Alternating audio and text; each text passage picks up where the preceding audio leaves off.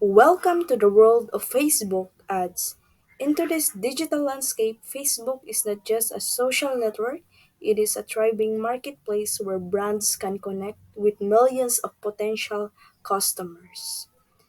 Hi guys, welcome back to my YouTube channel. So this is the continuation of my first video about the Facebook ads introduction for the beginner. So we will explore how you can harness the power of this platform to reach your target audience, boost your brand visibility, and drive sales. Whether you're a small business owner or a marketing professional or a virtual assistant or a freelancer, this guide is for you. So what are Facebook ads? So let's talk about what is Facebook ads are. So simply put, Facebook ads are the advertisement that will appear in the newsfeed on desktop, newsfeed on mobile, messenger message, messenger stories, Facebook videos that we can skip, and the right column of the Facebook on desktop. So, Facebook ads are paid messages created by businesses that appear in the newsfeed of Facebook user, but not only in the newsfeed of Facebook user, but also in the messenger, the stories in the right column on Facebook. So, these ads come in various formats. So, from eye-catching image ads to engaging video ads and dynamic carousel ads that can showcase multiple products. So here are the some example of the Facebook ads that we can see in the news feeds on our desktop. As you can see, it is a Facebook ads in desktop, which is this is a Grammarly and the one is MoneyCat. So that are the example of Facebook ads. So masasabi po natin siyang Facebook ads ang post ng isang FB page pag may nakalagay pong sponsor sa baba. So meaning it is a Facebook ads. Pero pag wala pong nakalagay na sponsor, hindi po yan ads, kundi isa lang po yung post. Kasi pag sinabi po nating Facebook ads, may nakalagay po yan dyan sa baba ng FB page name na sponsored. So meaning, isa po siyang Facebook ads. So here are the another example niya.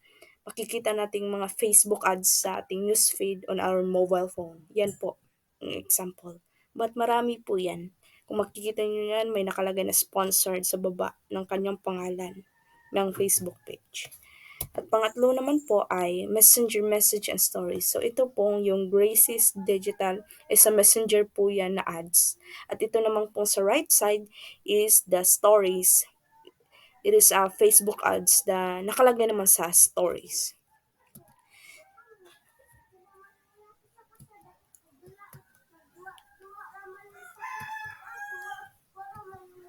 And pang-apat naman po ay videos that we can skip. So ito po ay mga ads na mga videos. So meaning ang FB ads for Facebook ads ay hindi lamang po picture, images, kundi pwede rin pong videos. So ito naman po ang ads na makikita natin pag gumagamit tayo ng desktops nasa right column ng Facebook natin. So nakikita niyo dyan, may nakalagay na sponsored. So meaning, ads po iyan. Yes. So, why should businesses use Facebook ads? Kasi kung makikita po natin ang mga examples from una to panglima, ay makikita po natin na nag-promote po sila ng isang application, kagaya po nitong Grammarly, tsaka MoneyCat, isa po yung application. Then ito pong pangalawa is a product po na nagbo-boost ka ba, tapos ay hindi pala po product. Isa po pala siyang boosting services. So, services, ito apps naman po ito, then ito services, then ito naman po is digital product, and ito naman po sa right side is boosting services din po, and ito apps din po. So, why should businesses use Facebook ads? Kasi itong mga page na ito is na nagpo-post ng mga ads ay mga businesses po iyan. So, bakit nga ba ang mga businesses use Facebook ads? Bakit ba sila gumagamit ng Facebook ads? So, well, with over 2.9 billion active user worldwide, Facebook provides unparalleled reach.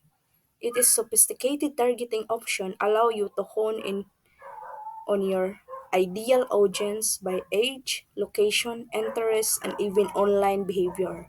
So, sa Facebook ad po kasi ay may pagpipilian ka kung sino lang po ang makakita ng ads mo, kung sang location, specific location, kung yung edad ng taong makakakita lang nun, yung mga interest nila, at also even online behavior, kung ano yung mga hilig nila. So this means you can maximize your ad spend and ensure your message reaches to those who are most likely to engage. So that's why businesses use Facebook ads. So I will give you some example of my personal Facebook ads. So ito po ay mga Facebook ads na ginawa ko po from posting, from content creation, ako po lahat ang gumawa. Graphic design, video editing, ako po yung gumawa. Yes po, ako po yung gumawa lahat.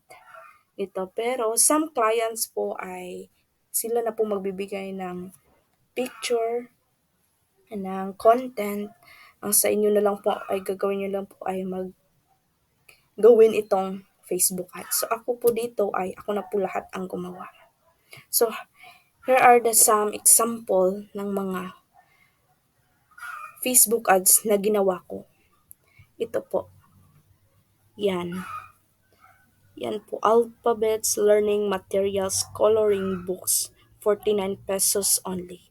So yan po, yung pag-post po niyan, ako po yung gumawa, pati din po sa picture na yan, image na yan. So yan po ay hindi lang basta image, ito po ay isang video din po, video po yan, which is may animation po yan. Lahat po ako gumawa niyan, ako nag-design, ako nag-create ng paano siya